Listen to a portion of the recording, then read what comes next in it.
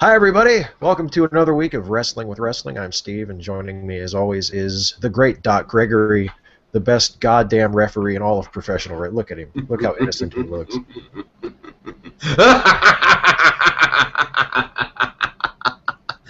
Crazy as crazy does. He's auditioning to be the fourth Wyatt family member there. How you doing, Doc? Oh, the doctor is pretty good. You know, work's been a pain in the old ass recently, but you know, as long as I'm not on the job, we're good. Sweet. Awesome. So yeah, we have a lot to talk about this time around. We have not only Monday Night Raw to review, which we'll get to in a few minutes, as we do every week, but also we had this pay-per-view thing over the weekend that we have to talk about, and it has generated a lot of very strongly held opinions on the internet, in the internet wrestling community. The Battleground pay-per-view, which took place this past Sunday, doesn't seem to have impressed very many people. No, they're not real happy with how things turned out on Battleground. But let's run down our prediction results here real quick, and then instead of just going match by match, we'll just kind of give our general impressions of the show. Well, first of all, they added a match to the pre-show that they hadn't announced beforehand, and that was Adam Rose versus Fandango. Since we didn't know that match was going to happen, we didn't have predictions, but Adam Rose won, for those of you keeping score at home. We both would have went that way anyways. We would have figured Adam Rose was going to win, so it's irrelevant. Yeah, and it's not like either guy has gone anywhere anyway, unfortunately. Right. I mean, so then the first match that we actually did know about that was booked ahead of time was the Funkadactyls Explode, Cameron versus Naomi. And we both got that one wrong because we were thinking that the booking was going to make sense, which was a big mistake for this show, as it turned out. We both picked Naomi, which you would have thought she's the one they would want to win. But nope, Cameron won, so we both got that one wrong. I was seriously disappointed in Cameron's win there because, you know, like I said, we talked about it. Naomi has a great bit of talent, and maybe it's just WWE making sure that one isn't lost in the shuffle by putting her over, knowing that Naomi is going to be successful anyways. It might have been something like that, but it just didn't make sense. Cameron, I don't think, has a whole lot of ability, and I don't think she's very good at interviews or talking at all. And when it comes to her part in Total Divas, she's straight up bitch. I don't like her. Yeah, and I mean, to me, it was sort of like, and I mean, try not to read too much into it in terms of how the rest of the show went, but you know, it seemed like especially if they're going with what you were just talking about, Doc, we're like, well, you know, Naomi is going to be a star anyway, so why don't we just, you know, Cameron will beat her now and it won't matter anyway. The whole idea that, like, it doesn't really matter who wins or who loses the matches. I mean, that's kind of a problem with their creative in general, and it was definitely a problem with Battleground. The first proper match of the show after the pre-show was what I thought was by far the best match of the entire show. It was the 2 out of 3 falls tag team titles match between the Usos and the Wyatt family, Harper and Rowan.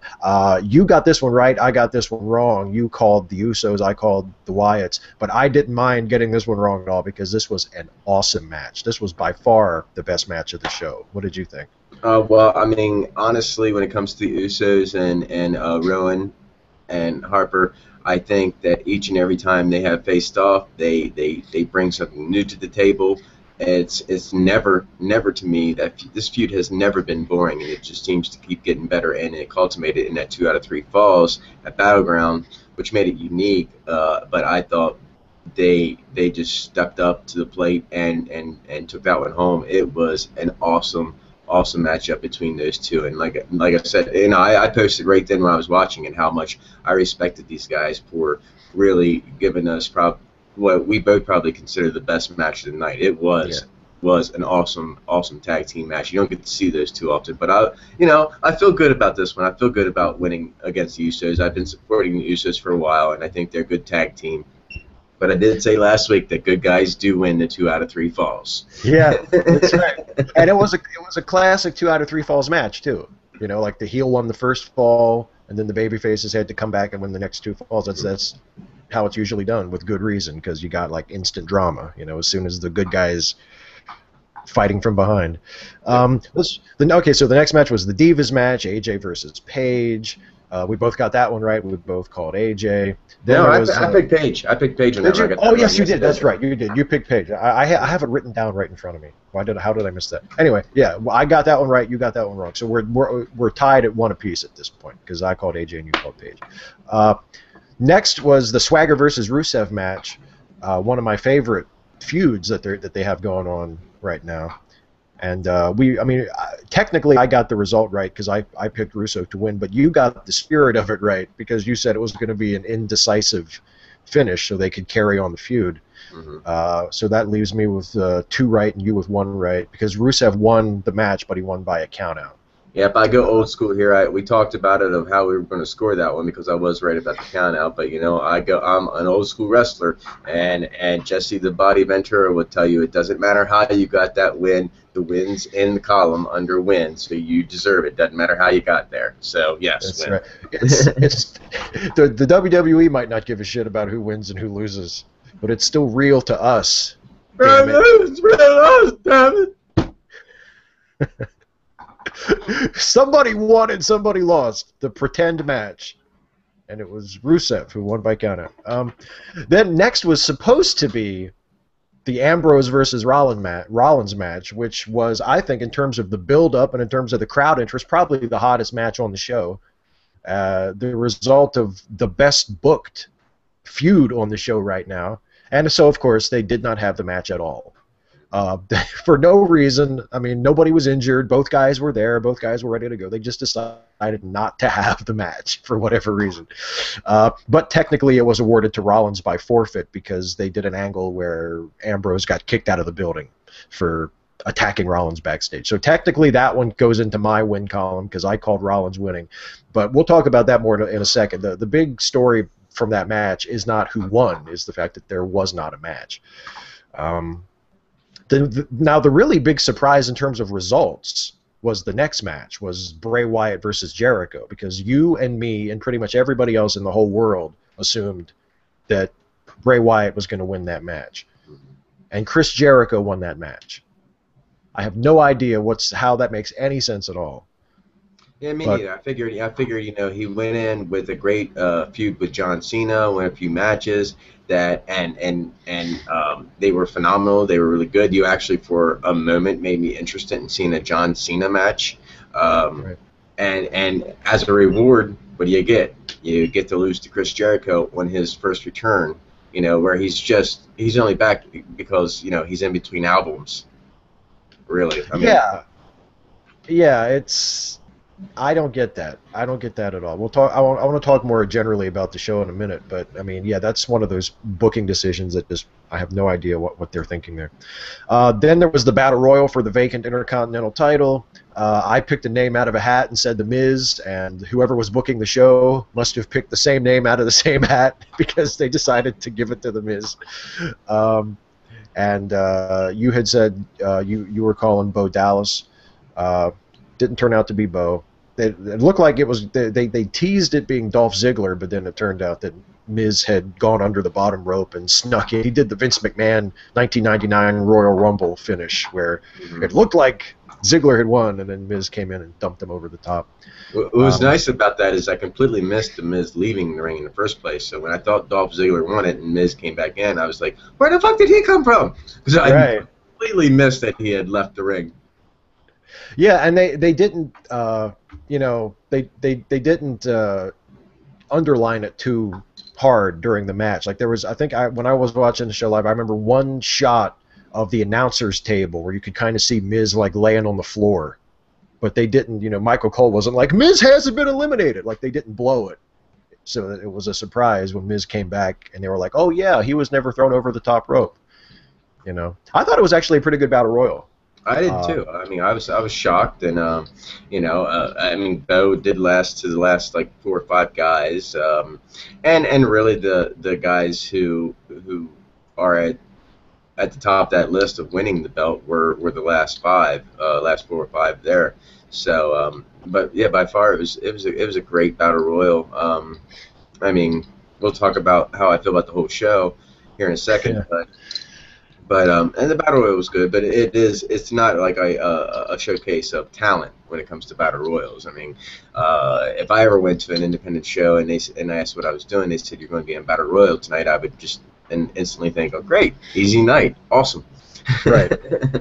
Yeah, I'm sure that's how most of the guys figure. I mean, the guys who perform really well in the battle royals, like Ziggler usually does really well in battle royals. Kofi usually does well in battle royals because they always give him that one showcase spot. They're the guys that actually work. Most guys just kind of pair off and get into a corner and just kind of, oh, is it my time to get eliminated yet? Not that and I don't blame them. I mean, you're one guy out of 20 guys, you know. But the guys who really shine are the ones that really try to actually work it like a match. And then finally we had the main event, which was the 4-way for the WWE title: Cena versus Reigns versus Orton versus Kane.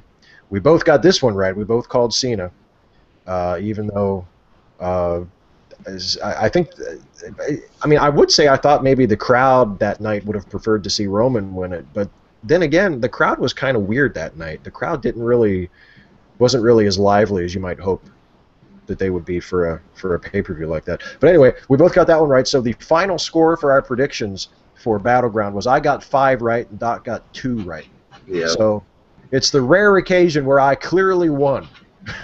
You stomped a mud hole in me, but you know what? This is something that I enjoy. I don't mind being wrong when it comes to pay-per-views or WWE predictions. That just means my mind's thinking one thing, and the WWE throws me surprises that I wasn't expecting. So Right. that's why I would prefer, honestly, not to be able to predict accurately what the hell is going to happen every single time. I'd rather you swerve me or fool me. That's much better for me. That way I'm enjoying it, because if it goes the way I said it, I'm just seeing something that I expected in the first place. Yeah, and I mean, although I think we would both agree, and not that we're this full of ourselves, but I think we would both agree that if they had booked it a little closer to expectations, it might have been a better show, at least in terms of the results. Because man, some of these, like, here's my general thought on the show, right? I thought the tag match was awesome. I thought everything in terms of quality and in terms of storytelling was downhill from there. Mhm. I mean, the tag match was incredible. No complaints about that at all. I don't understand not delivering that Rollins Ambrose match. I mean, even if you book it to go to a DQ or a double count out, I mean, at least get the match in the ring. So the fans who bought the show or bought a ticket to see Rollins hook it up with Ambrose at least get a match. There's no sense in having both guys there and not doing that match.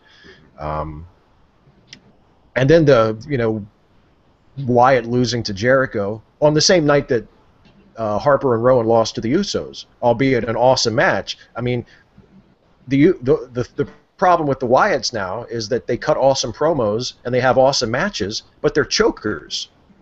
They lose the big matches. Bray Wyatt hasn't won like a big singles match on a pay-per-view, I think. I mean, unless we count the Cena steel cage match win that he got with the little kid like singing at the door, which I thought was kind of weak. I mean, he hasn't pinned a guy to win a major pay-per-view match since he beat Daniel Bryan at the Royal Rumble. And that was an awesome match, but that's the last time Bray got a really strong win in a singles match on pay-per-view. And that's a big problem, you know? Yeah, to me, it's like WWE. What in the hell are you waiting for here? You got stars on hand. The iron is hot, and yet you refuse to strike. I don't know if you're waiting for that iron to get hotter before you put a belt or put a win in someone's column. I don't know if that's what you're doing, but you're going to miss the boat here. It's not like giving Bray Wyatt some wins or putting that belt on Daniel Bryan some time ago wouldn't have built them into even a bigger star. That momentum would have carried them even further at that point. I just think that, yeah, like you said, whatever's going on in WWE writing, they threw this pay-per-view literally down the toilet. I don't think they cared at all. This was a throwaway pay-per-view. They started off hot, and then yeah, like you said, from there it just went downhill, downhill, downhill. And I think the biggest deflator of all night, of course, was Bray Wyatt and Chris Jericho. No one really expected Bray to lose that match. And, we all expected John Cena to win the world title. I don't think many people really care that The Miz won the Battle Royal. I think that the universe is just ready for that new blood. They want to go in a different direction, and WWE constantly is just taking us back, like just being what is old is what is fresh. Yeah. And it's horrible. They really need to take that opportunity to take a risk to at least somewhere in the storylines, pick somebody. You don't have to do risk across the board, but let's bring someone that was literally unexpected up to the top because they're ready to do it and the fans are going to love it and they're not going to expect it. Just one of those moments is all we're asking for. And WWE failed to deliver that again, Yeah, and I mean the sort of the part that makes you pull your hair out is that they have 2 or 3 guys on the roster that are ready for that are perfect for that. And I mean, Daniel Bryan is gone. Daniel Bryan is out injured for probably who knows how long. So and he was the hot baby face. So they don't have the hot baby face right now. They have Dean Ambrose, who could be if they went that direction. They have Roman Reigns, who is up there. I mean, I get the feeling the last month or so he's been sort of coasting. I mean, he hasn't really. He's very solid, but he hasn't exactly been like blowing the roof off the place. And that might, hopefully, that won't get to be a problem because I really like Roman. But yeah, I mean, it's the same old shit. It's John Cena's on top, and we know that he's just sort of holding the belt until Brock beats him for it at SummerSlam. But, and so the guy that everybody was hot for 6 months ago is gone. None of the new guys that everybody's hot for are really doing anything. They didn't even deliver on Ambrose versus Rollins, which was the hot match, which was only the hot match because they've done such a good job booking that feud. Like, it's not like people just wanted to see that match just because they just love Dean Ambrose and Seth Rollins for no reason. The WWE has done such a great job booking that feud for the last month. They made people want to see the match, and then they just didn't do it. I mean, I know you want to save something for SummerSlam. I'm sure they want to have those guys have a big blow-off match at SummerSlam, but that doesn't mean you can't have them have their match at Battleground as well. I mean, Sure. Christ, it's not like they're afraid of fucking rematches. Yeah, you're going to give us Bray Wyatt and Chris Jericho again, and certainly at SummerSlam. So there's a repeat. There's nothing wrong with more than one feud going on at one time. You really should have given us at least something, and a double disqualification would have been perfect for that, or even a disqualification because we got that from Dean Ambrose on Monday night. I mean, he is methodical and a little out there and does some crazy shit from time to time, and you can play on that, and it's an easy write-off to a match that you don't want finished. Yeah, exactly. I mean, the other thing to think about is, we're getting close to the end of the first 6 months of the WWE network. And really, I mean, the network back in February when they started the network, the whole selling point of it was based around the pay-per-views. You get every new pay-per-view every month as part of your $10 a month subscription, plus you get all the old pay-per-views. So they should really be trying to blow people away with these pay-per-views. I mean, you should be able to watch a show like Battleground and think, wow, I get an awesome show like this live every month just for $10 a month. They shouldn't be fucking blowing off these monthly pay-per-views. They should be trying extra hard to convince people who don't have the network to get it because it's worth it, the new pay-per-views, and the people like us who have it to think, man, we're really getting our money's worth with this. We get this awesome show, brand new live main event level wrestling for $10 a month. This is awesome. Instead of going, oh, well, it was a shitty show, but at least it's not that big a deal. It's included with my subscription. That's not what you should be thinking. Well, it was Battleground to me. It's not it's it's not a pay-per-view that I really care about. I mean, if I just say WWE Battleground, I don't even think pay-per-view. I think almost a sideshow. Yeah. Honestly, I could really care less about pay-per-views except for the big four every year, you know. And it used to be King of the Yeah. Ring. I miss the King of the Ring to have a tournament every year. I really think that they should bring that back, you know, because it was special. You've already changed the Survivor Series, and thankfully you haven't changed the Royal Rumble. But I do miss that King of the Ring as well. So I mean, and WrestleMania, of course, is your showcase of all your great talent. But those little side pay-per-views, they never really mattered much to me, you know, and obviously it didn't matter much to the WWE at this time around either, because No. they didn't make. I don't think they made the fans happy at all. I mean, granted, we were happy watching that tag team match because it was phenomenal, and you want to like the Wyatt family, you know. And apparently, Yeah. apparently WWE is doing what they can to make sure that you at live shows are holding up your cell phone when they come out. They want to see that. So Yeah. they have signs posted around the arena to light up your cell phone when they come out. Believe it or not, I thought it Wow. was just so. That's just one of those things where I'm thinking that they have a built-in fan base, but once again, WWE's kind of stepping in, and you know they're throwing up the applause sign. This is where you applause. Yeah. Well, it's probably like, I mean, it probably started out as something really natural and organic, and then Vince was like, I want him to do that every time, you know, and he couldn't just trust the people to do it because that's how it started, I'm sure. They did. I mean, it's not like anybody was like, hey, let's tell them to put their cell phone flashlights on.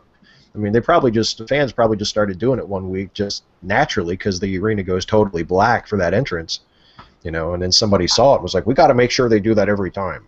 So tell them to do it. So that Vince can now say that was my idea.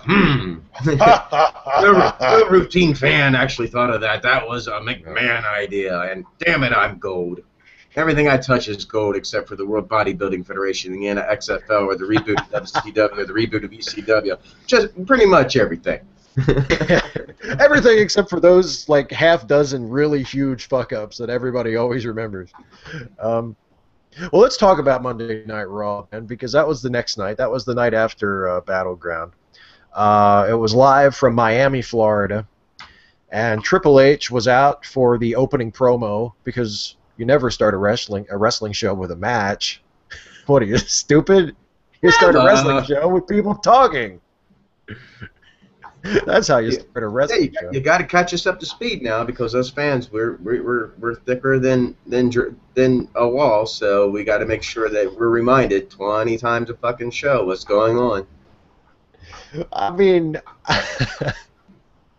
it's part of their deal now. It's just part of the regular format. It's been that way for years. You know, they start with a promo instead of a match most of the time. But I mean, this one really bothered me because Triple H used it to troll the fans and to make fun of people who maybe who weren't happy about not getting the Ambrose versus Rollins match.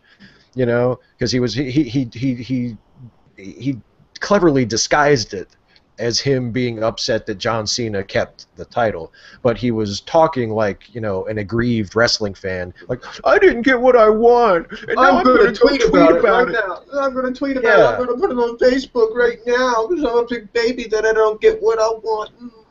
and it's like, I said, I mean, part of it is like, oh, ha ha ha, he's Triple H, he's the heel, but the other part of it is, motherfucker, people paid to see your show, and they didn't get one of the things that you promised them that they paid to see.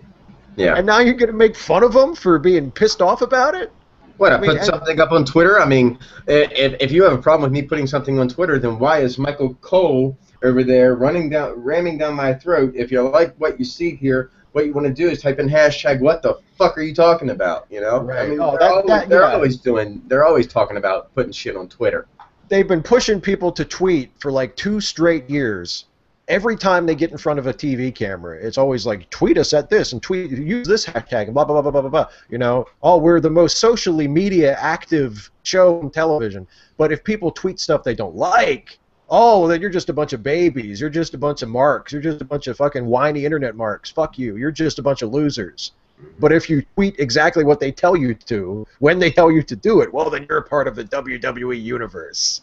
You know, it's really irritating. And it's really unprofessional for the real life COO of the company, as well as like the TV authority figure, whether he's supposed to be a heel or not, to come out and make fun of the fans like that. When they, especially when they're always, kissing up to the fans and saying like, we do this in the ring for you people. We couldn't do this without you people.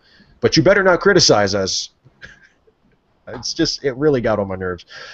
Triple H was a bully. He was a bully. He should have his face all over posters when the WWE go out and do their anti-bullying campaign. He should be a star. Stephanie's a bully too, so we'll talk about that here in a little bit. Yeah, Stephanie's a bully, but Stephanie's bullying is a little bit more within storyline. I mean, but anyway, so the whole point of the opening promo is that Triple H is going to announce John Cena's opponent for the main event of SummerSlam. And he hasn't decided who it's going to be yet. He's going to take tonight, and he's going to watch the show. He's going to let the WWE superstars convince him as to who really deserves the title shot. And, of course, Randy Orton comes out, and he complains that he's never gotten his title shot since WrestleMania. He was the champion. He lost the title without actually taking the fall, and he's never gotten a one-on-one title shot since, which is, I mean, he's kind of got a point.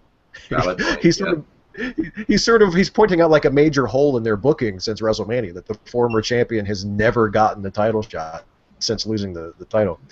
And Triple H says, well, Randy, you're the front runner, you're the face of the WWE, blah, blah, blah, but other people need the chance to impress him. And Roman Reigns comes out, and he takes the side of the fans and says, hey, come on, nobody wants to see John Cena versus Randy Orton again. Which is the fucking truth. Nobody does want to see that. They certainly don't want to see John Cena versus Kane. Nobody wants to see that, and that is hellaciously the truth. Nobody wants to see that. That is so true.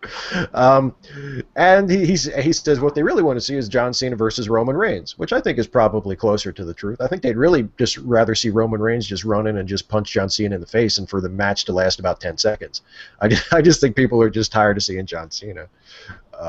At least seeing John Cena on top, But anyway, so Triple H says, well, hey, if you want to impress me and earn yourself a title shot, Roman Reigns, you can do it right now because you can have a 2-on-1 handicap match with Randy Orton and Kane right now. And that's the first match of the night. Orton and Kane versus Roman Reigns. Let's go Roman chant from the crowd right away. Crowd was really behind Reigns for most of the match. I thought Roman actually did a good job in this. He didn't take too many rest spots. He was very active for most of the match. And it was a pretty lively match, and Roman actually got the win. There was some treachery between Kane and Orton. There was they kind of turned on each other. Kane choked on Randy, and Randy refused to tag in, and there was all kinds of bickering between the two of them, which allowed Roman to hit Kane with the Superman punch and spear him and get the pin. So Roman Reigns continues to look good. And I guess I don't know. I had heard the rumor that he was supposed to fight Triple H at SummerSlam, but now it looks like they're going more towards him and Orton. Mm-hmm.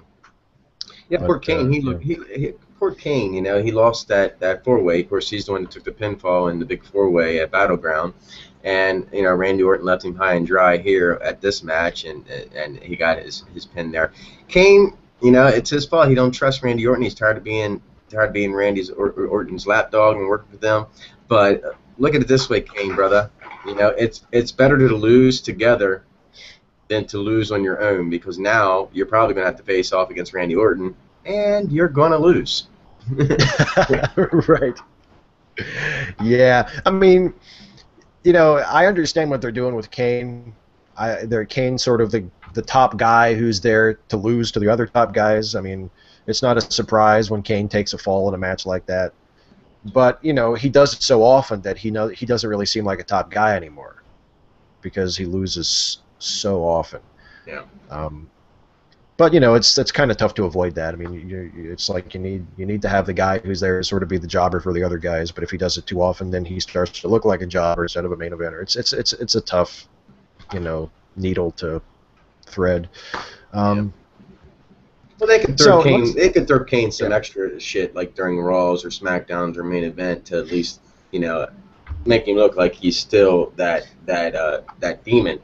Uh, but they don't throw that dog a bone. They just No, and you'd think they would use one of their other like 500 TV shows to do something like that every once in a while. like, why don't you tell me why he belongs in this match in the first place? Because he hasn't done anything to impress me lately. No, I mean, have him, put him on main event and have him squash an indie guy or something, just to remind us of what a monster he is, because he hasn't done anything all that evil and monstrous for a while now. Apparently, Stephanie just coerced him in putting the mask back on so that he could go on a losing streak. Yeah, he was more of a badass when he was corporate Kane. Yes, he was. I mean, now that he's the Demon Kane, he's a loser. And people notice when you lose matches. We're wrestling fans. We watch wrestling. You can't say, well, it doesn't matter. Nobody cares who wins and loses. They're having matches where people win and lose. We notice. Yep, and that's proof. Here I am. We're talking about a match where Roman Reigns clearly won, but we're not talking about that win. It was expected he wins. It's just a continuing downgrade of Kane, that character. Sorry about your luck, Glenn, but hopefully you have a good future in politics. Who knows? Yeah, he'll be the future senator from Kentucky or Tennessee. I think Tennessee, wherever he's from. Well, let's move on here. Next was the continuing saga of the Bella Twins versus Stephanie McMahon. The match was a 4-on-1 handicap match. The team of Cameron, Rosa Mendez, Eva Marie, and Alicia Fox versus poor little Nikki Bella, all by herself. But she has some support in the audience because her sister Brie is in the audience. I guess she bought a ticket. A nice front row ticket to Raw, and nobody noticed she was there until the start of this match. And nobody noticed or took any pictures, which are online, of her carrying all of her bags into the WWE arena. So why would a fan who just bought a ticket be bringing their gear? It's so weird. It's so weird. And where was your gear sitting there by ringside? It wasn't there, so clearly you were backstage. Come on, man. Well, she gave it to Nikki, and Nikki took it backstage. Well, that Brie's not allowed backstage. I don't think she can wear a top anymore, but they did wear the same ring gear, so maybe Nikki forgot her stuff. It's possible. Maybe. Brie's in the front row. Stephanie McMahon comes out and gets in Brie's face and cuts a promo on her, blaming her for quitting and abandoning her sister Nikki because she chose her husband over her sister, and she calls Daniel Bryan a B+ player, and she tells Nikki that when she gets her ass kicked in this match, it's going to be Brie's fault. Brie calls Steph a bitch, which is sort of becoming. The crowd, yeah, it was awesome because the first time she did it off the microphone, and people could just hear it on their own, and they really went nuts for that. Which when Steph was like walking away, and Brie wasn't even on the microphone, and she's like, "You're such a bitch." Yeah, there was a meme going around the internet where that guy that was sitting right beside her, who looked absolutely stunned that she had said that word, and so there was a meme floating around the internet about him. It's the first time he had ever heard the B word. Yeah. What did she say? Yeah, that guy responded. He's like, "Oh my God, no, you didn't." Yeah. So, and then Brie calls her a bitch again, and Steph gets in her face, and Steph slaps her, and security comes and hauls Brie away.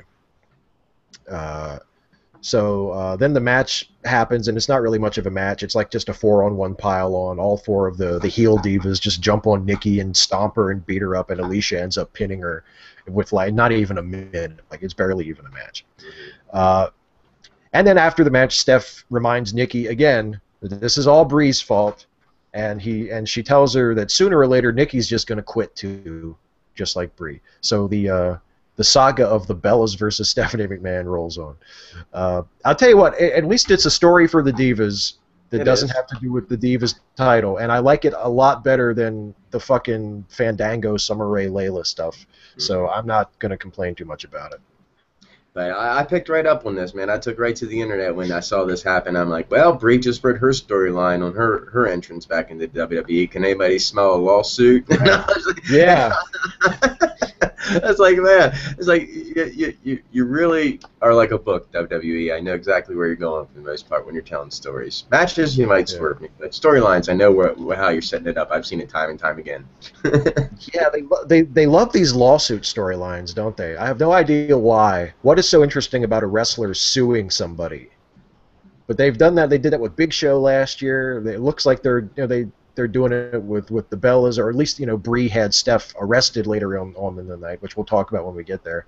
But it's like is it really? Wouldn't you rather just see them fight? Mm-hmm. Do you want wrestlers to be suing each other? Well, I don't know. What I would really like to see, since this happened in Florida, is for it to go to court and Stephanie claimed the stand your ground rule, and that's why she smacked her, because Brie was threatening her and has been known to hit her in the past, so she was just defending herself because she felt threatened. So I think that I would love to see those court trials, just make a mockery of what happened down there. Not a mockery, it's nothing funny really what happened, but WWE is known for taking real life stories and turning it into storylines on their show. I mean, every good TV show is guilty of that. You ever hear of a little show called Law and Order? Right. I would love to see that. I think that might be a little too smart for the WWE writers to actually have them have Brie invoke stand your ground. That would be hilarious though. Next was a match that I didn't get to see because I once again was watching the Hulu version. They cut out Bo Dallas versus Damian Sandow. Damian was dressed as LeBron James because they were in Miami. If you recall, viewers with a good memory will recall about a month ago or so when they were in Cleveland, Sandow also dressed as LeBron James because he used to play for Cleveland. Yeah. Now he plays for Miami. So I guess that's it's pretending to be LeBron James, unfortunately, is like Sandow's most consistent gimmick over the last year because he's at least done that twice. And of course he lost. Bo beat him clean with the Bo dog and then took his victory lap. So I didn't get to see it, but it sounds just like a typical Bo match. Damian did really well in this match. He had at least they're not giving him squash matches. They are giving him some ability to shine in there, which I like. So if you do that, then the loss to me isn't quite as big. He did. Recently, there was a photo going around where I guess he faced Adam Rose, but he was dressed up like Adam Rose. So, but this is why, honestly, I miss Santino. Santino was the butt of the jokes. He's the one that did all the goofy shit. But now it's Damian Sandow. He's the butt of all jokes, and you know how angry that makes me. I don't even want to get into it. But yeah, I mean, I like the match, and a lot of fans were confused during this match because Bo Dallas, being the heel, was facing off against another heel. Yeah. So they thought that this was a turn for Bo Dallas. It's not.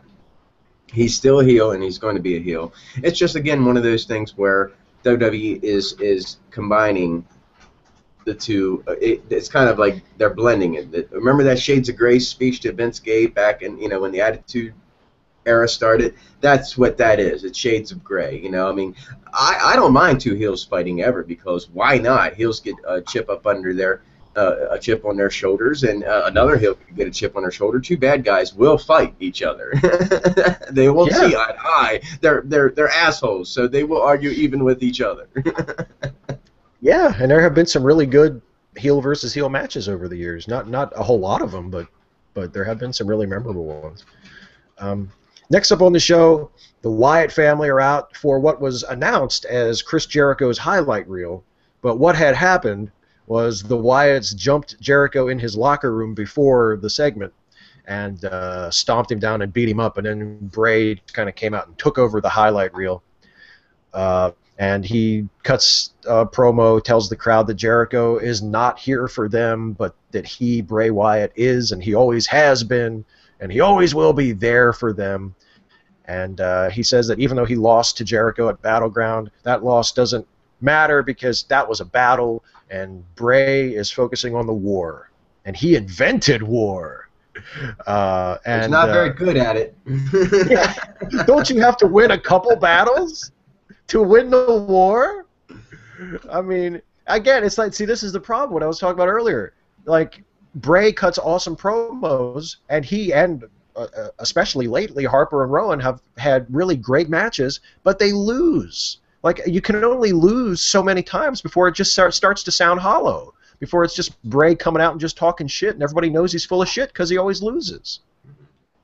You know, if he had gone out and fucking murdered Chris Jericho at Battleground, then he would have some reason to come out and brag. But now he just looks like an idiot because he comes out after he loses.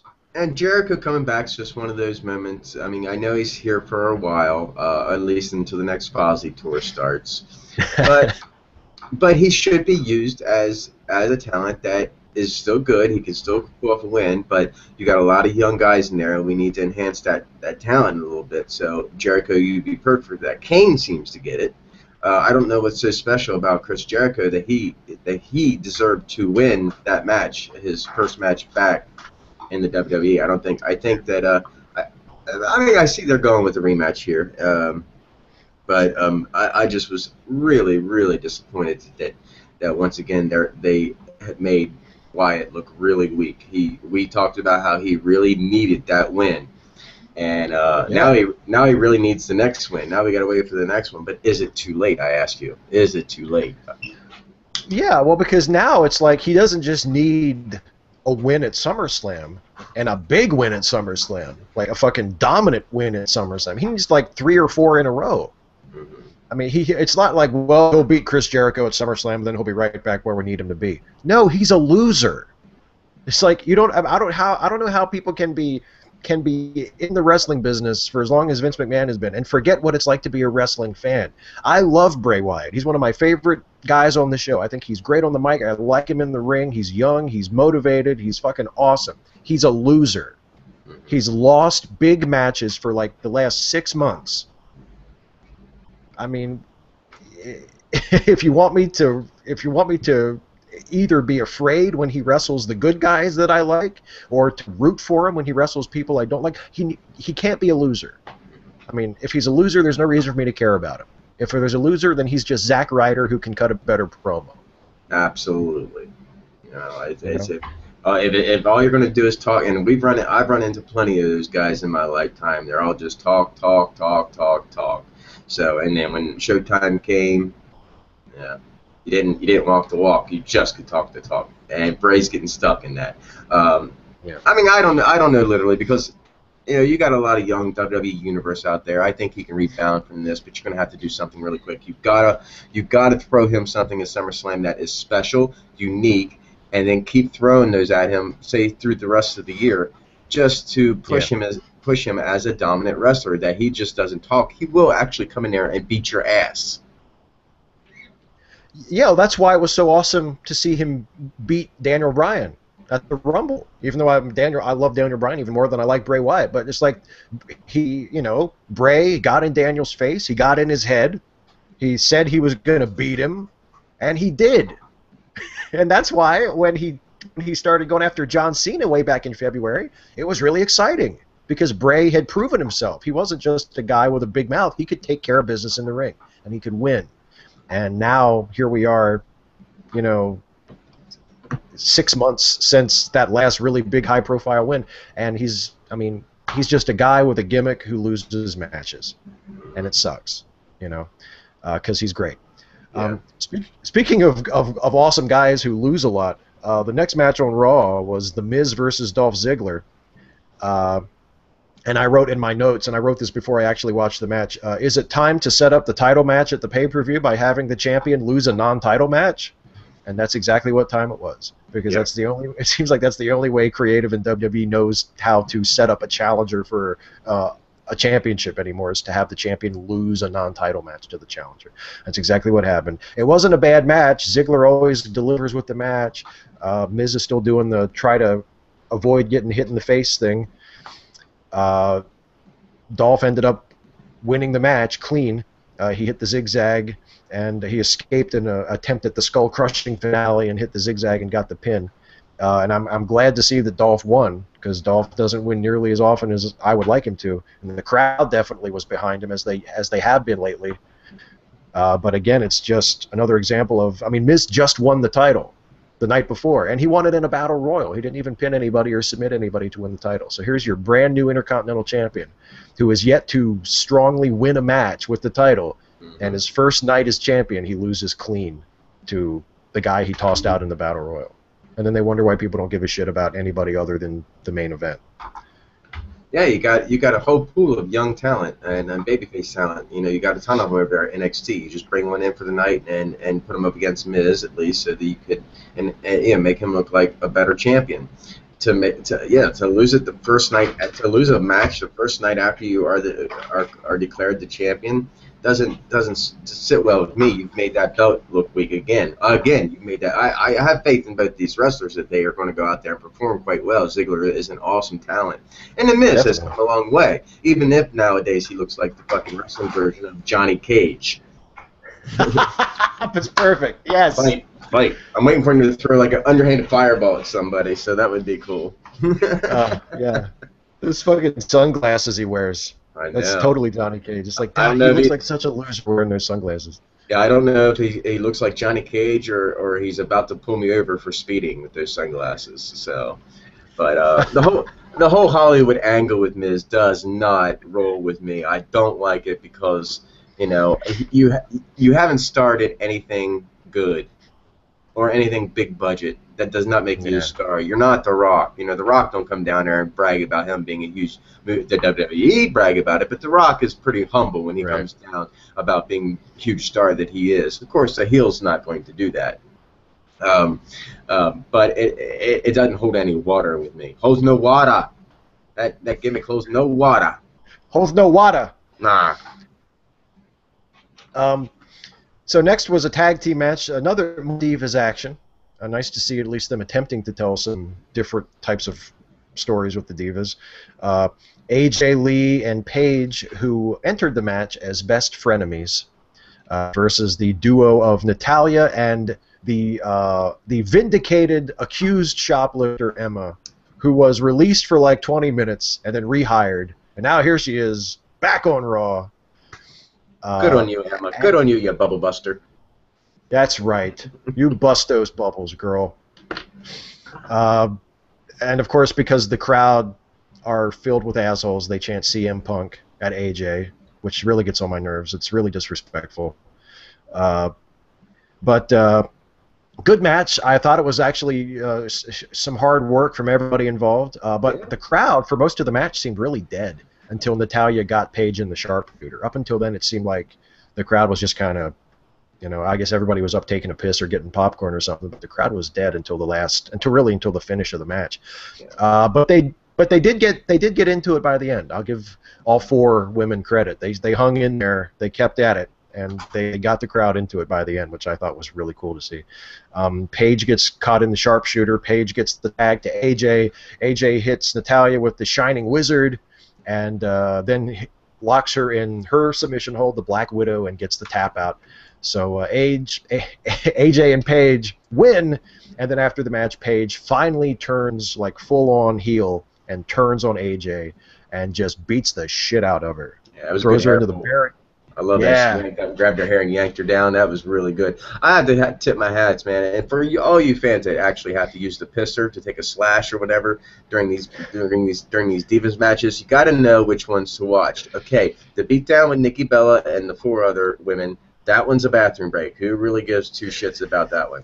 But you got AJ Lee, you got Paige, you got Natalya from the Hart Family Dungeon. You also have Emma. Okay. Three out of 4 is not bad, but Emma's still good.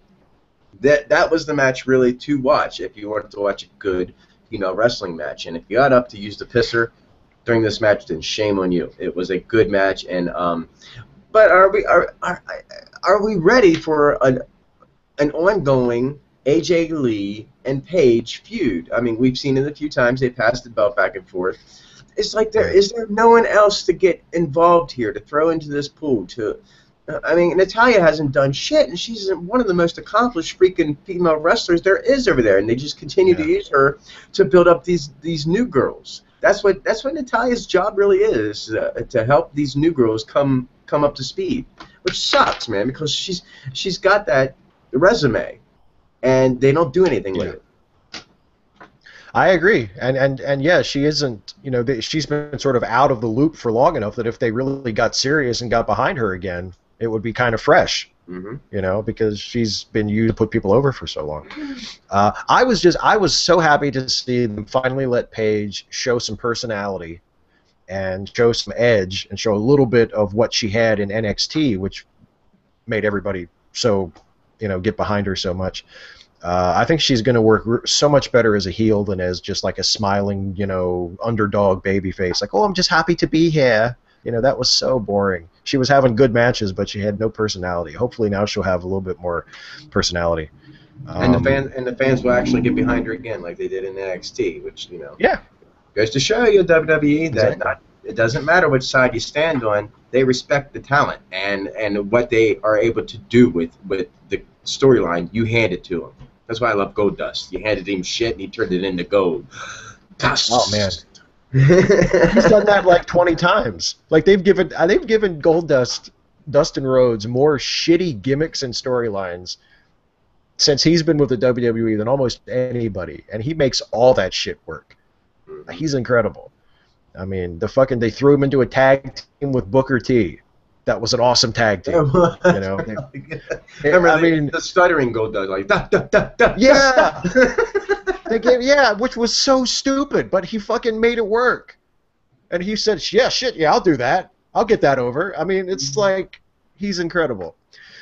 Next was there's another match that was skipped for Hulu, the Fandango versus Zack Ryder match. Ryder came out with Summer Rae and Layla, and he ended up beating Fandango. Fandango got his foot on the rope, and Layla pushed it off before the ref saw it. And then after the match, Summer Rae and Layla, kissed all over Zack Ryder, and so I guess they're just going from opponent to opponent just to make Fandango jealous.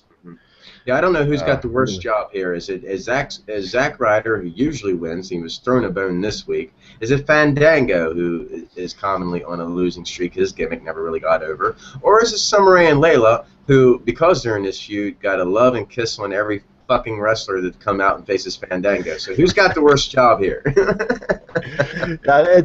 It's a close call. It's a close call. Yeah, I hate the whole. I mean, I think Summer Rae is worth so much more than this. I mean,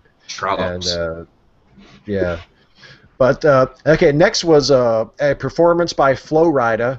This was not skipped on the Hulu version, but I went ahead and skipped it myself anyway. Good for you. I don't give a shit. Yeah, good for you. I was like, I need to write this shit up. I need to watch this show. I've got other shit to do today. I'm not about to sit here for 5 minutes and watch fucking Flo Rida sing this fucking song again. I'm sorry.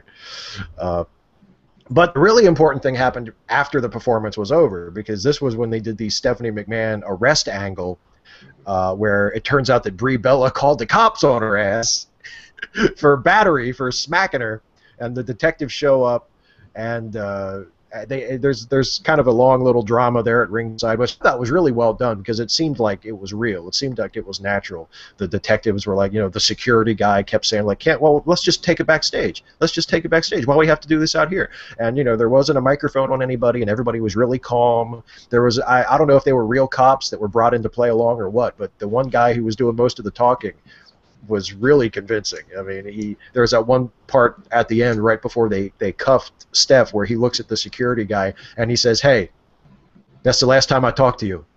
And I was like, "Yeah, that's very good. This guy knows what he's doing." So Steph gets handcuffed and and taken away, and they're dragging her backstage, and Triple H comes running up. And he wants to see the cops' badges, because I guess he wasn't watching the show. He doesn't watch his own show. He has no idea if they're real cops or not. And Steph gets loaded into the police car, and Triple H is like, I'm on my way. I'll be right there. I'll be right behind you at the police station. But then before he can leave, one of the road agents, Joey Mercury, an exciting cameo. Yeah, good friend Joey of mine. Mercury. Yeah, Joey Matthews. Me and Joey Matthews grew up in this business together, and I was so proud to see him when he went to WWE and became Joey Mercury with Johnny Nitro. And when I spotted him on Monday night, it's like I got up out of my seat when I see a familiar. Also, my friend Casey Carlisle. You've probably seen Casey. She was one of the Rosebuds for Adam Rose here recently. So that was cool. Two of my good friends on Raw this week, which was awesome. Yeah, it was really cool. I recognized Joey as soon as I saw him. I was like, it's fucking Joey Mercury. He's back on Raw. And he reminds Triple H, who is about to leave to go get his wife at the police station, that he hasn't seen his opponent for SummerSlam. And Triple H, in a heel move that almost makes up for the shitty promo at the beginning of the show, almost decides that he's going to leave his wife at the police station and he's going to stay at the show until he announces the main event for SummerSlam. I thought that was really cool. I think that's like an awesome slimy heel thing to do. It's like, well, I was going to go. She's going to be arraigned and everything. Still got some time for that. So that's not going to be another couple of hours. So yeah, I think I can get that. I can get that. She wasn't released, according to the WWE. She wasn't released till 4 a.m. in the morning. Kayfabe. Awesome. Yeah. I think she went to jail. All right. You think after the show was over, Hunter actually called her in real life and was like, hey, listen, we want to make it look real, so we're just going to leave you there until 4 a.m. Is that cool? It's best for business. It's best for business. Yeah. Let's all go get drunk, and then we'll send a cab for Steph a little later. Yeah, so I thought that was a pretty good angle.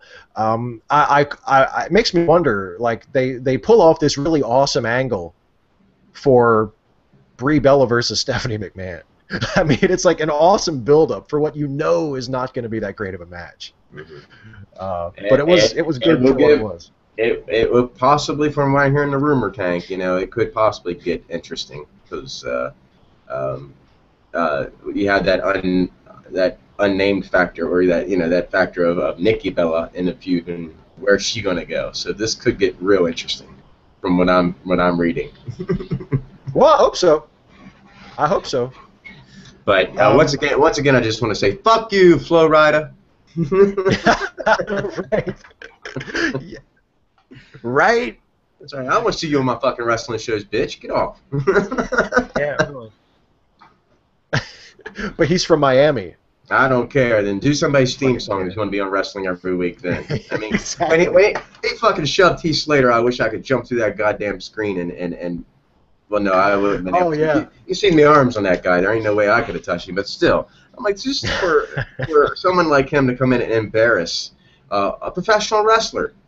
Honestly, WWE, they're wrestlers. Nobody should really be able to touch those guys and get away with it.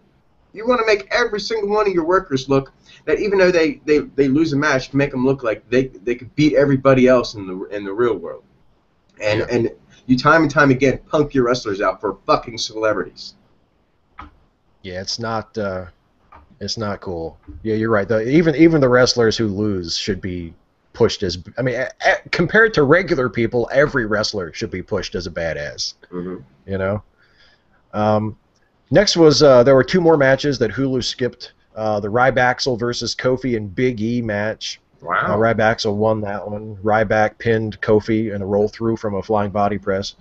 And then they also cut out Rusev versus the Great Khali. Rusev won that by submission. That was horrible, though. The usual. Was it? Yeah, Rusev and it's Khali, and it was pretty horrible. The Ryback angle, or that match, I thought was really, really good. I was shocked to see Ryback win that one against Kofi and Big E. Of course, they're setting up this storyline now because they had Xavier Woods come down all dressed to the nines and with his glasses on and a nice little white suit, and apparently they're gonna, what do you do when you can't do anything with a black person in WWE? Well, why don't we just put them all in one freaking group and see if we can ruin their careers in one big swift? Exactly. And what did you do by doing that? You got Bobby Lashley over in TNA claiming that you stole their storyline. Yeah, I hate to tell Lashley, but the WWE unfortunately didn't invent throwing all the black guys together. Like that's like Nation of domination. That's all the fucking. That's wrestling promoters have been doing that forever. What do we got? 2 black guys, tag team. Mm-hmm. I mean, well, they had faced off on the main event against I know it was Heath Slater and Titus O'Neil, and I thought, hey, there's something for Titus O'Neil to do. He should turn on Heath Slater and join that group. And of course he didn't. You know, they beat him up. But I think Titus O'Neil would be a great addition to that group, especially with the storyline that they're coming out that they're tired of not being able to get what they want, so they'll just take what they want. Titus falls under that category. You turn him into a heel, turn him into a big badass heel, and you also turn him into a loser. Yeah. Completely. It's like he's done nothing with his split from. You should have just kept the tag team with Titus, because he's done nothing since then. So if you want to get a payoff from Titus, at least you have this storyline that you've started now that you could plug him right into that. But apparently Xavier's going to be. I don't get that either, because Xavier Woods, I guess WWE have decided, he's going to go the way of some of the other wrestlers who end up being commentators or something, because he's a good wrestler, but they're going to put him in a managerial position to manage Kofi Kingston and Big E Langston, or Big E. Sorry WWE, Big E. Big E, because Langston is too many words. Kofi and Big E. Yep. Yeah. Next, Dean Ambrose versus Cesaro. This, 2 of my favorite guys on the show, and Ambrose, like a champ, still taping up the shoulder, still selling a shoulder injury from like a month ago. And Cesaro works the shoulder in the match. He focuses his offense on the injured shoulder, like a true old school heel, which was great to see. The crowd chanted, "Let's go Ambrose," or at least it tried to. It never quite took off. There was a little attempt to start a "Let's go Ambrose" chant, but it never quite got there. This was another match where I felt like the crowd was dead for most of it, but then eventually by the end they were into it. I don't know what the Miami crowd was not feeling it on Raw this week, but Ambrose and Cesaro probably hot as fuck down there.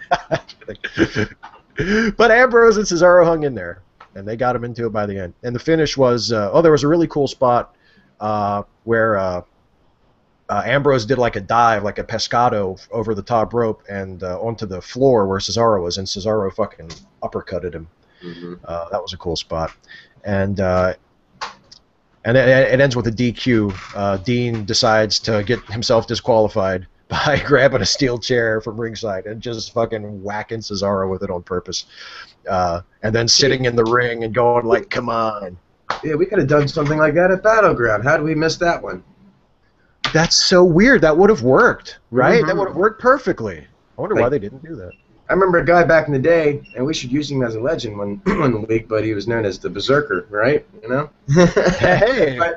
but he always would go, huss, huss, huss. But his gimmick was that he'd get count-out victories. He'd throw his opponent outside the ring and take a count-out victory. That was his gimmick. So I thought that was kind of cool. And I think Dean Ambrose, hey, it's pretty good that you don't care if you win or lose. It's about destroying your opponent. So, granted, you could have won against Cesaro, but instead you're like, you know what, my frustration's got the best of me. I'm picking up this steel chair and injuring his arm. I got a hurt arm. What the hell? We're giving Cesaro a hurt arm. You want to come after me? I'm going to show you what I'm capable of, buddy. Yeah. hurt arm or whatever. I don't care, because I'm not out to win. I'm out to kick your ass. Yeah, and it would have been perfect for the pay-per-view, because instead of having Dean like attack Rollins backstage, let him wait until they get in the ring and just have him get himself DQ'd because he just wants to kick his ass so bad. At least then you still get the fucking match. And I'll tell you what else. Dean, after that thing with Cesaro, they did. I don't think it was on Raw, but it was on. I might have been on the post show or on the website, but I saw it on the YouTube channel earlier today.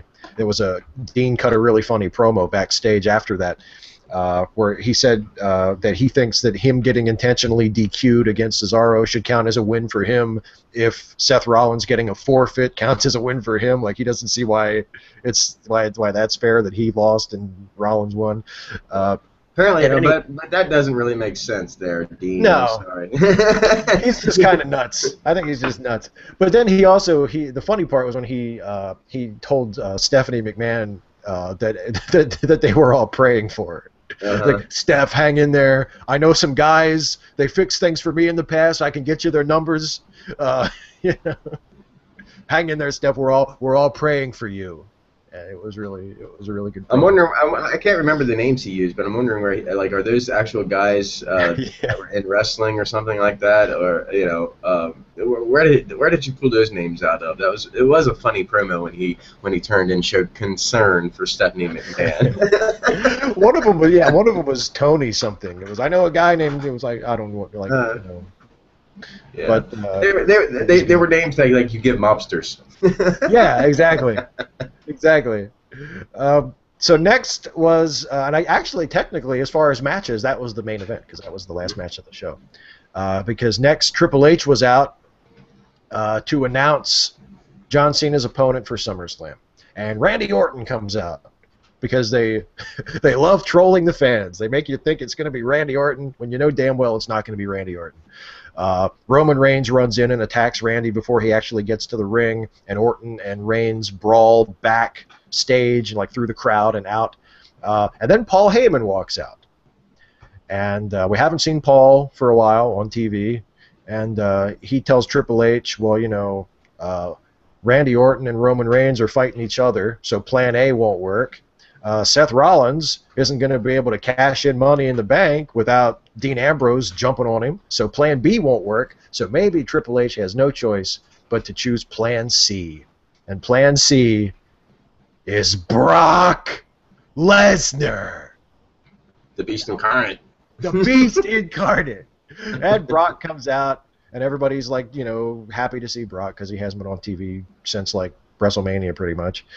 And Heyman cuts a really awesome promo where he points out that half the crowd hates John Cena and that the other half are just little kids who love John Cena, and that Brock doesn't care one way or the other, because whether you like John Cena or you don't like John Cena, Brock is going to beat the shit out of him and take the title, and there's nothing that John Cena can do about it. And he even adds a little detail where he says, even if John Cena tried to give Brock Lesnar the title, Brock wouldn't accept it. There's no way that John Cena can avoid this beating. Brock Lesnar is going to beat him up and hurt him and then beat him and take the title at SummerSlam.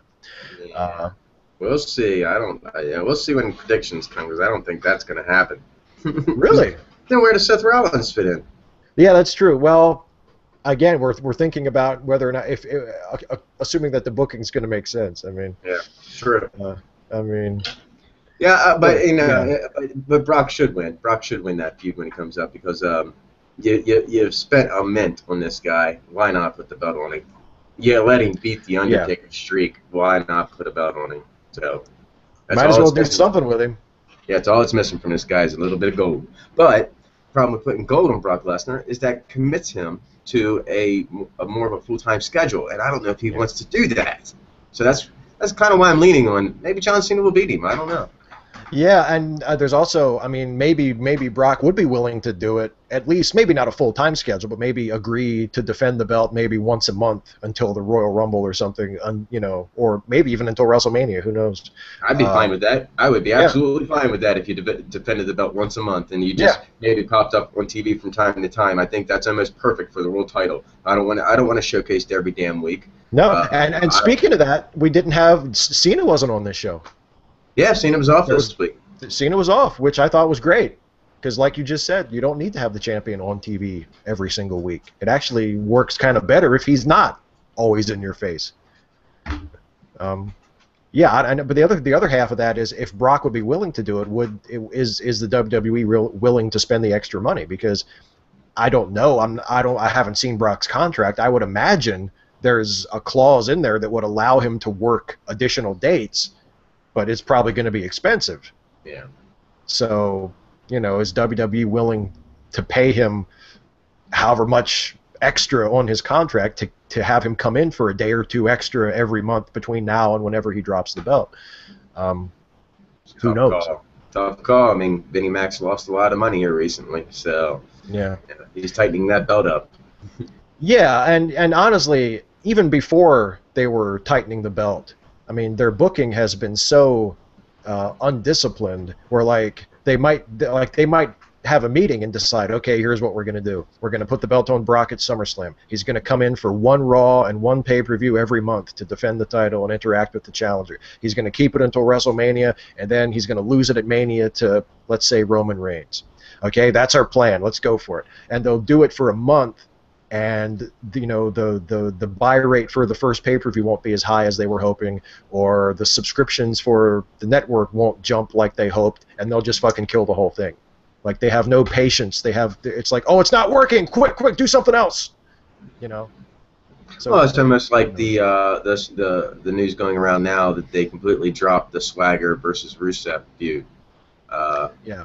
So, which is a shame if that's true, because I thought it had so much potential and I loved it. And I had made a video. I even shared it with the WWE website that that critics should just shut up about it, because there's nothing wrong, and it's not the first time that someone has ripped a tragic story out of the news and made a TV show out of it. And once again, I'll bring up Law and Order, who's won multi awards for their shows and everything for what they do, and all they do is rip out a tragedy headline from a newspaper, something that really happened to a real person out there, and they make a show about it. And there's nothing wrong with the WWE doing that either. I don't care if it's world news.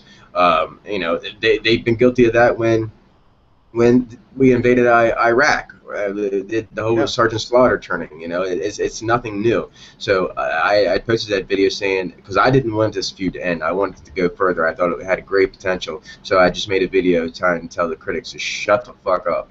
It's a storyline. Yeah, exactly. The U.S. versus the evil foreign guy. I mean, they've been doing that forever. They did that with Hans Schmidt. They did that with Fritz von Erich. They did it in the 70s and the 80s with the Iron Sheik. I mean, they did it with Sergeant Slaughter during the first Iraq War. It's not, it really sucks for Swagger too. I mean, I'm sure they're not going to give up on Rusev. They've got too much invested in him. But Swagger, if they cut it off now, I mean, Swagger he'll suffer big time. He just turned babyface for this shit. Now who's he going to work with now? Is he going to wrestle fucking Fandango? I mean, yeah, honestly, if you want to have him as a successful babyface, this is where you really should start. This is the perfect feud to get him over as the babyface and keep him there. I don't really see anybody else on the card that could do that right now. No, I mean because the whole justification for his turn was the American thing, Well, we'll see. Hopefully they don't. Maybe they'll just take like a week off or something to let the heat die down, and then they'll kind of work it back up, and they'll just not mention the real life plane crash. I don't know. Well, anyway, that was Raw. That was Battleground. The frustrating thing about WWE is, as we say this over and over again, they have so many incredibly talented people on their roster. They have guys that can throw together a good match out of nowhere. I mean, you never know when a good match is going to break out on WWE, because they have so many guys who are capable of putting on a good match. But the creative is just a mess. I mean, they do shit that makes no sense at all. And it's not quite as bad as it was around this time last year when they kept dicking over Daniel Bryan and stopping and starting and changing their mind with that. But it's getting back to that point.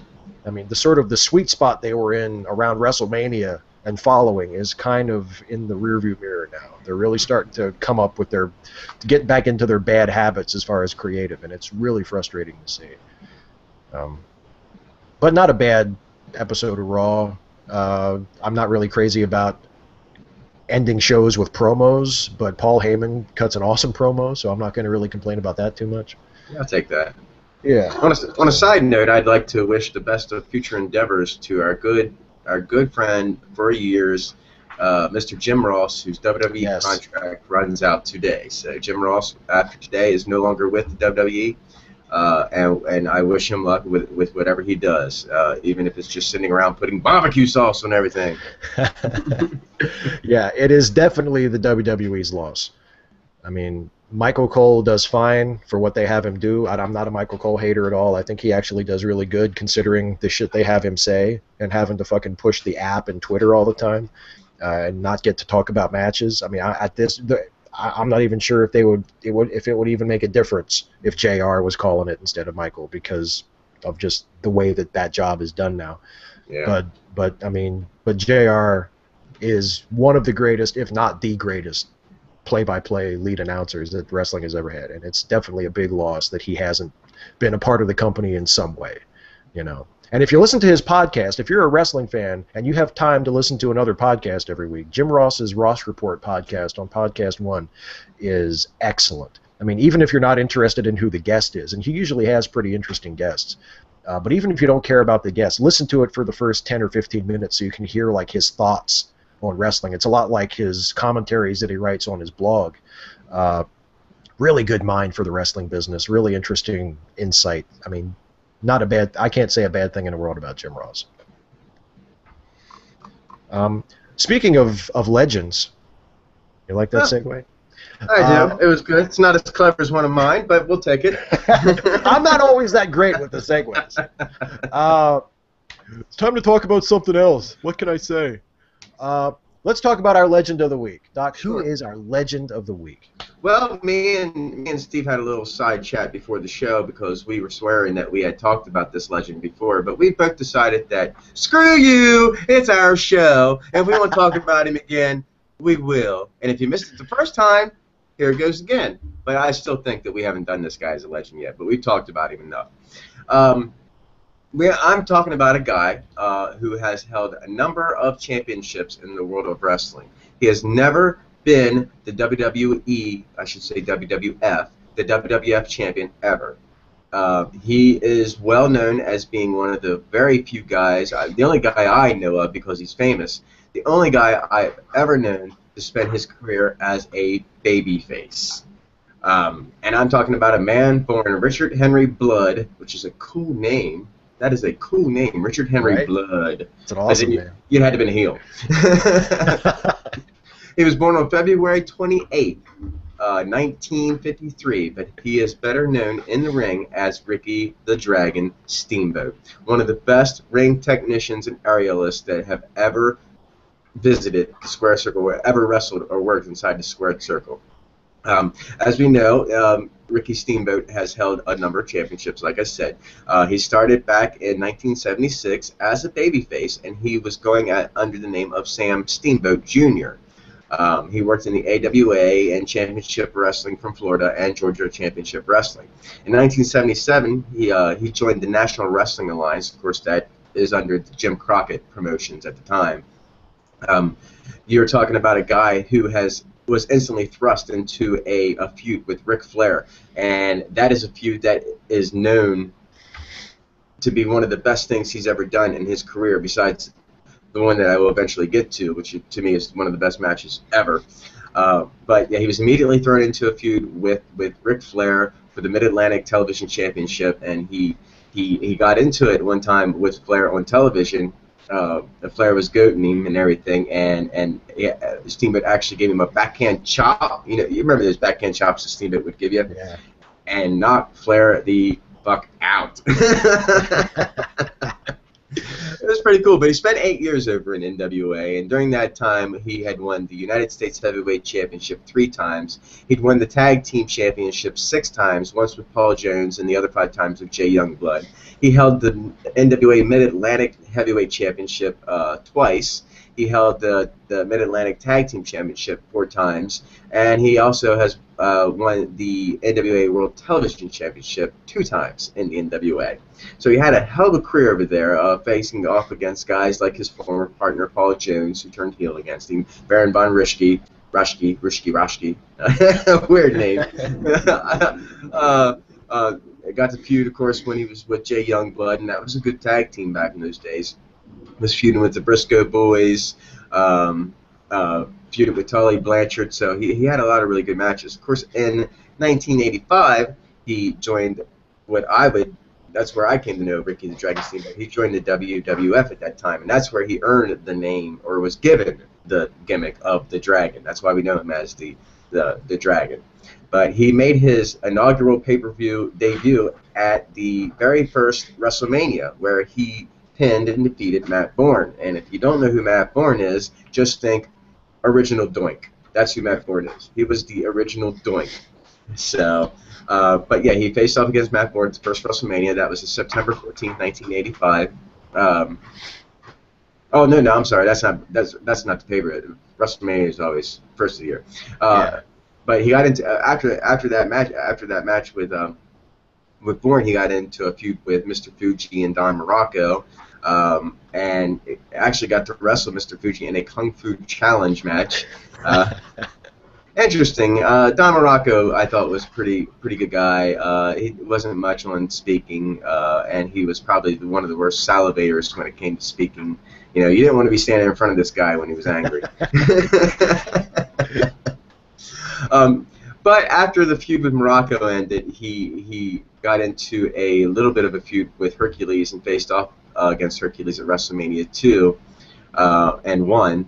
And soon after that, he'd find himself in the middle of the feud with Jake the Snake Roberts. This is one we actually spoke of recently, where the match where Jake brings the snake down, and Ricky, in fact, did bring a Komodo dragon down to the ring. Now, during this whole setup, it was supposed to be set. The angle was that Jake was supposed to DDT Ricky on the floor. And back in those days, the floors weren't protected with rubber padding, so it was all concrete floor right there. And Jake was nervous about that, but Ricky kind of, set his mind at ease and saying, I'll be all right, just do it. We're going to do this spot and everything to set up the storyline. And of course, Ricky the Dragon Steamboat got hurt. He got hurt. His head, in fact, did hit the floor, but he was okay from that. He came out on top with his victory, with his feud against Jake the Snake Roberts, and soon after that, we're going straight into WrestleMania 3. He got into a big, huge feud with Macho Man Randy Savage, and Randy attacked Ricky after a match one day, and took the ring bell from ringside and literally brought it down across Ricky's throat, which kayfabe-wise crushed his larynx. So after Ricky was put on the injured list for a while, but after he came back, and I believe it was a Saturday Night's main event where he came back, Macho Man was facing off against Georgie Animal Steel, because George was smitten with Miss Elizabeth, and he was going to try to do the same thing with George, and that's when Ricky came back to basically stand up for Georgie Animal Steel. This immediately sets up their match for WrestleMania 3, which is for the Intercontinental title, and will go down in history as probably one of the best matches you could ever watch in wrestling. The arm drags itself, if you take something simple as an arm drag, if you watch their arm drags in that match, they're phenomenal. I mean, they're so smooth. You cannot get a picture-perfect wrestling match like that. It's hard to do, and those guys did it. I can still go back to that match and enjoy it time and time and time again, because it was just a work of art. You can enjoy the Mona Lisa every time you see it. You would enjoy this match every single time you see it. WrestleMania 3.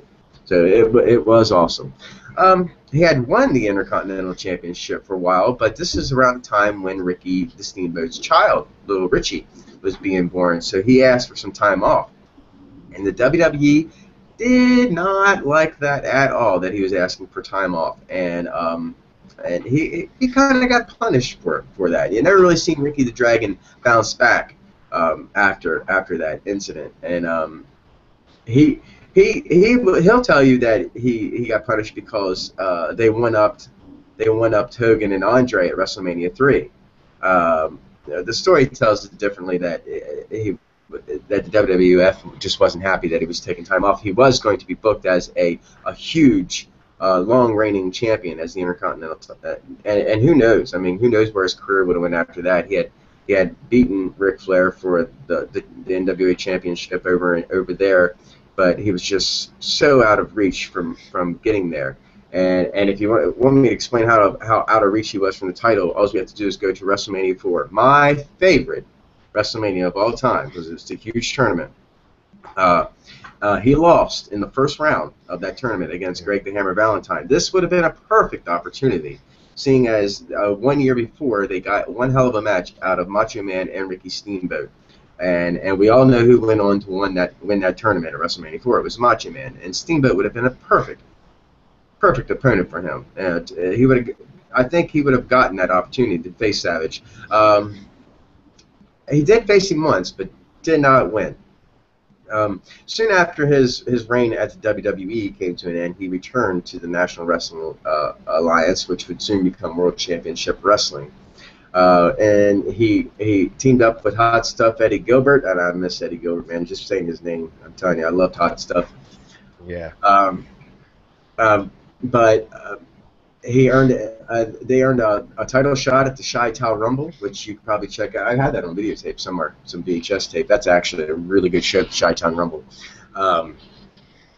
Steamboat was booked to defeat Flair in the main event for the NWA World Heavyweight Championship at the Chi-Town Rumble. He was also the last NWA World Champion to defend the belt in All Japan Wrestling. Now I'm just going over facts. I told you pretty much what I know about the Dragon. I didn't really watch, I was a WWF fan, so anytime a wrestler leaves the WWF, I lose track of the son of a bitch. So I always got to read up on what else they did. Of course, he passed the belt back to Flair, and soon, of course, he went back to the World Wrestling Federation. He was doing more of the Dragon thing. He was dressing up in the wings and breathing the fire, and it was completely gimmicky the second time he came back in 1991. He was just simply billed as the Dragon. They weren't even really calling him Ricky Steamboat. They would refer to him as Ricky Steamboat, but when he came down, he was just really referred to as the Dragon. He was breathing fire and all that. Steamboat was treated as a brand new wrestler at that time, save for then commentary Randy Savage making reference to the WrestleMania 3 match. Steamboat made his WWF in-ring debut on March 30th, edition to Superstar, defeating the Brooklyn Brawler. Of course, they call it a debut. This is his second round in here. They call it a debut because he's a new name. On other episodes of Superstars and Wrestling Challenge, Steamboat would go on to win numerous squash matches. He also was victorious in television matches at Madison Square Garden events, defeating the likes of Haku and Demolition Smash, Paul Roma, Kuro Mustafa, Pat Tanaka, and the Warlord. Steamboat's only pay-per-view appearance during his second WWF tenure was at SummerSlam, teaming with Kerry Von Erich and Davey Boy Smith against Warlord Hercules and Paul Roma. And Steamboat got the victory for his team by pinning Roma. The Dragon was undefeated on television during his 1991 run and lost only one match, a house show bout against Skinner. Wow, there's a name out of the past. Steve Kern. Yeah. The day after his dark match loss, Steamboat gave his notice to WWE management and left the company shortly after that. And he was supposed to be in the Survivor Series match, but he was replaced by Sergeant Slaughter. He was actually replaced, I believe, by Sergeant Slaughter during that match. After that, as wrestlers normally do, he returned back to WCW in 1991. November 19th edition of Clash of Champions, Steamboat returned as the surprise tag team partner of Dustin Rhodes, substituting for an injured Barry Windham. Steamboat and Rhodes defeated the Enforcers, which of course was Arn Anderson and Larry Zbyszko, to win the World Tag Team Championships. Steamboat's first World Tag Team title under the WCW banner. They lost the titles to Arn and his new partner, Bobby Eaton, yes, at a live event in January 1992. Steamboat began feuding with the Dangerous Alliance, at this point facing them in a Critical Acclaim War Games match, and that was a hell of a War Games match. I love War Games. Hell yeah. Which received a 5-star rating by Dave Meltzer, actually. So don't take my word for it. Great wrestling publicist Dave Meltzer, great guy who's been in this business for a long time, and you can value his opinion. He gives it a 5-star rating. So there you go. He unsuccessfully challenged Dangerous Alliance member and United States Heavyweight Champion Rick Rude for the title of Super Brawl, a rival culminated in a non-title Iron Man challenge at Beach Blast, which Steamboat won. He won the World Television Championship, I believe, in 1994. And this was, I believe that was against Ric Flair. Wait a second, I'm trying to read this right. I'm sorry. Heading into 1994, Steamboat engaged in one last feud over the World Heavyweight Championship, with longtime rival Ric Flair, which culminated in a match at Spring Stampede where the title was briefly held up due to both men's shoulders being pinned at the same time. Classy. On the April 23rd edition of Saturday Night, Flair defeated Steamboat to reclaim the possession of the title. Their final singles match was on Main Event in July, which ended on a disqualification when Steve Austin interfered. Steamboat and Flair's last encounter was in a tag team match on July 31st edition of Main Event, where Steamboat teamed with Sting against Ric Flair and Steve Austin.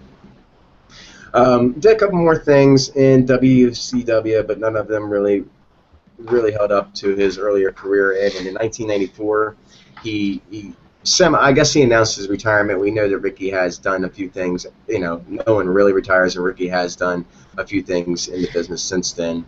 But he did officially announce his retirement in 1994. But he returned to the WWE in 2005, and that's where he teamed up. This is when he was going into the Hall of Fame. He teamed up with Snuka and Roddy Piper to face off against Chris Jericho at WrestleMania 25 because Jericho was pretty much bad-mouthing the legends and everything. These days, Ricky really works backstage. There was a rumor going around last week that Ricky Steamboat was let go from the WWE, but apparently that's all just purely speculation at this point because he still has a job. As of right now, Steamboat still is employed with the WWE. So, on October 19, 2012, it was announced that Ricky Steamboat was going to be featured in the WWE 12 video game. So that was cool. So I actually have that over here. So I can play as Ricky the Dragon Steamboat.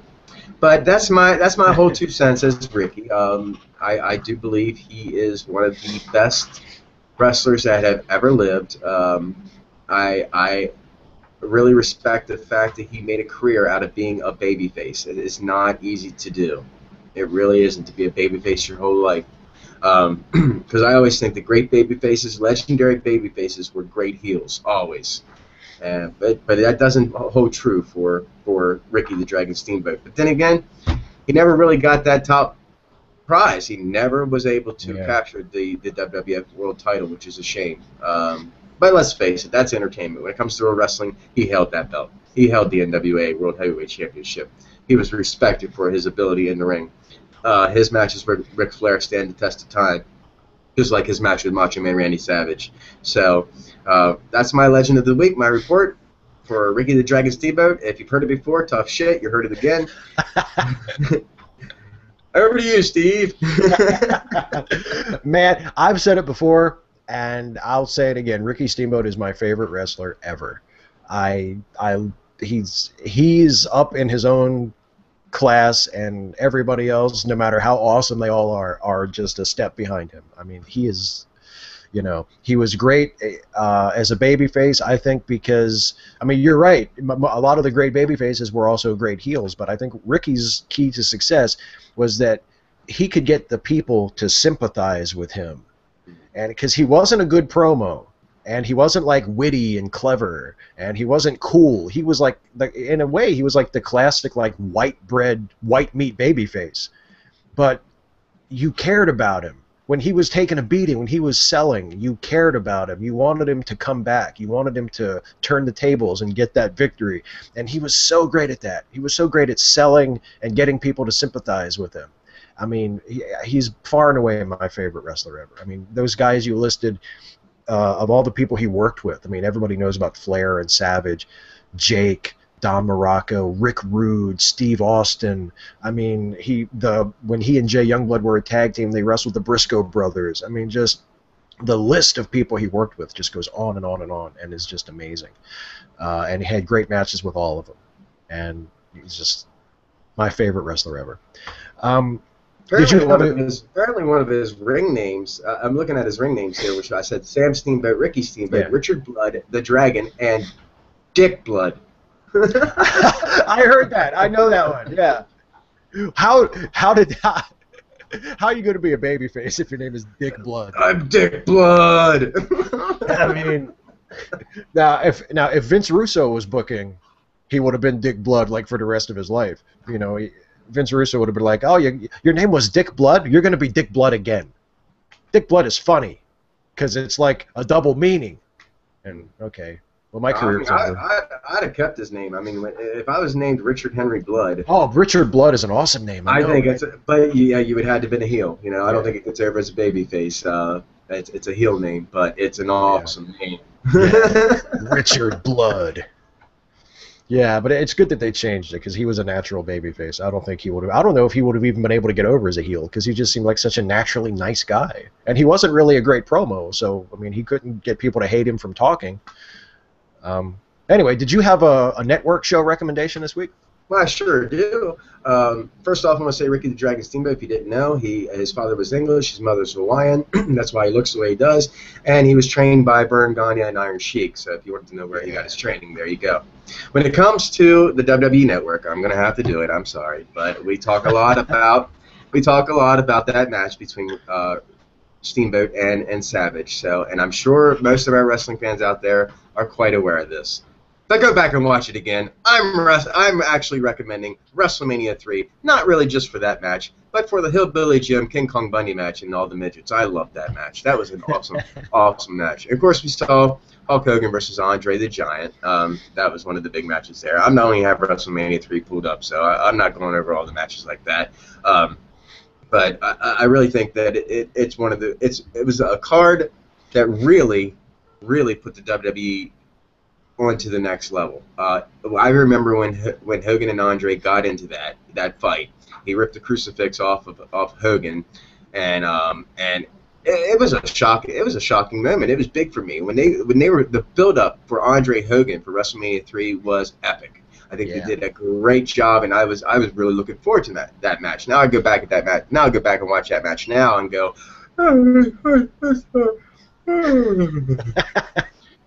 Because the real talent lies in the Macho Man Ricky the Dragon Steamboat match. That's where the real match is. That is the main. Yeah. It might not be the main event of WrestleMania 3, but it's my main event of WrestleMania 3. Besides the midgets. Yeah, that's a great recommendation. I mean, if you're a wrestling fan, you've probably seen WrestleMania 3 a bunch of times, but go back and watch it again because it's one of the best pay-per-views ever and probably the most important pay-per-view ever, at least for the WWF. Awesome show. Awesome recommendation. Who doesn't like a little beaver? As Bob Uecker said, there's beaver all over this place.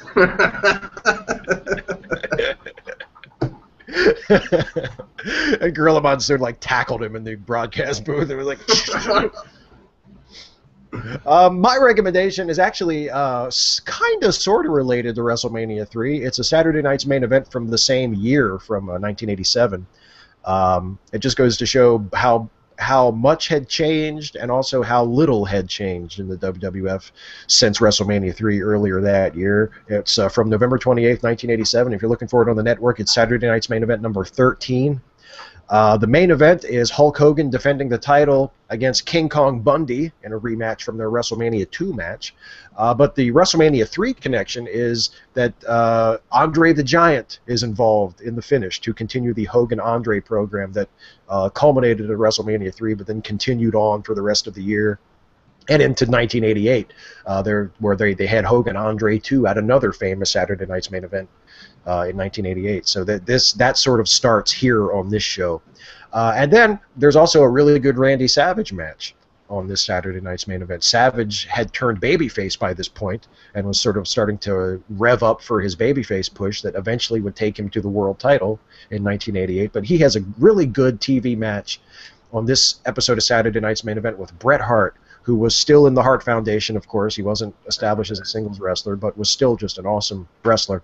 And this is the famous match where Savage hurts his foot and takes his boot off and finishes the match with only a sock on one foot. And it's a really good match for both guys. Savage selling is fucking awesome. Bret, zeroing in on the leg and focusing on the leg is awesome. And the finish is a lot like the finish to Savage Steamboat. Don't tell me. So I won't tell you who wins. I won't spoil it. But it's actually, I remember that match. That was a great fucking match because you were talking about when I first came into wrestling. My favorite wrestler first and foremost was Macho Man Randy Savage. And my second one was Bret the Hitman Hart. And see those two face off there at Saturday Night Main Event was epic for me. So I was glad to stay up late that night. But I do remember that Saturday Night's Main Event, so I'm glad you picked that one. That's a good call. Yeah, I just watched it this week. It's a classic. I mean, that image of Savage finishing that match with his sock, you know, that's like, oh, he's a fucking badass. You know, it's like, because you don't know, like, does he have a broken ankle? Like, you don't know what's supposed to be wrong with his leg, but he guts it out and he finishes the match. My foot, I'm gonna kick some ass, yeah! Yeah, Elizabeth, take my boot off, yeah. Starting to swell. I'm gonna snap it to a hitman! Not gonna lose to some guy in a tag team, yeah. Dig it! Anyway. Ooh, yeah! We've both done our Macho Man. I think Doc's is a little better than mine. Well, you know I can do all kinds of imitations, brother. It ain't nothing like doing them, dude. It's gonna be easy, man. You're like The Rock. Just get on the back shoulders of the largest arms in the world, brother. You know, on that same Saturday Night's Main Event show, there's a fucking promo from Hogan that just shows you how much times have changed, because he's talking about his arms and how he's got a big blue vein in his arms, brother. And I'm like, okay, so you're basically telling everybody all the steroids you took, and how fucking huge your arms are because you took all those steroids. Times have definitely changed since then. I was never impressed. I was never impressed with his 24-inch pythons because Kurt Hennig's dad, his neck was 24 inches. Yeah, and he was a beast. He was. Larry the Axe. He was no fucking bodybuilder. He was a fucking beast. His first name was eluding me for some reason. But yeah, Larry the Axe Hennig had a 24-inch neck. So Hogan, fuck your arms. I mean, not that you would, back in the day, not that you would see Hulk Hogan and think that he was someone you might want to fuck with, because he was huge. But, man, Larry Hennig was a guy, like, if you saw Larry Hennig at a bar and he looked like he was in a bad mood, you would not go near that guy. He looked like a bad dude. He looked like a big, thick, like a lumberjack or a fucking biker or something. Like, he just looked ready to fuck somebody up. You know, he didn't look like some guy who just loved to go to the gym and work out. He looked like a guy who was ready to fucking kill somebody. Which I'm giving it away right here, right now, on our show. Next week's legend will, in fact, be Larry the Axe Hennig. Hey! Fucking A. You know, one of the toughest guys in the history of wrestling. Shit, yeah. And good genes, too. I mean, his son was one of the greatest of all time, too, so that's a good pick. So there you go. Larry the Axe Hennig for next week's legend. That's it for this week, everybody. We have talked wrestling once again for over an hour and a half. It's been fun. And we're on the road to SummerSlam now. We're picking up steam. It's August 17th is when SummerSlam takes place. We know at least we're going to get Brock Lesnar versus Cena. I would imagine we're going to get Ambrose versus Rollins for real this time. I would guess we're going to probably get some form of Roman Reigns versus Randy Orton. That looks like the direction they're going. So hopefully it'll be a good show. We'll see where they go with it as we continue the build-up next week. Doc, thank you as always for joining me. It's been a pleasure. As always, sir, it's always a pleasure to work with you, too. The smartest man on the internet, ladies and gentlemen. Oh. I mean, he's not naturally smart. He does all his homework and everything, but that's smart. Me, I just wing it. I just fucking wing it. He just reads this shit. It's not like he just knows it. He remembers that shit, though. Thank you. Okay, thanks for watching, everybody. We'll see you next time. Take care.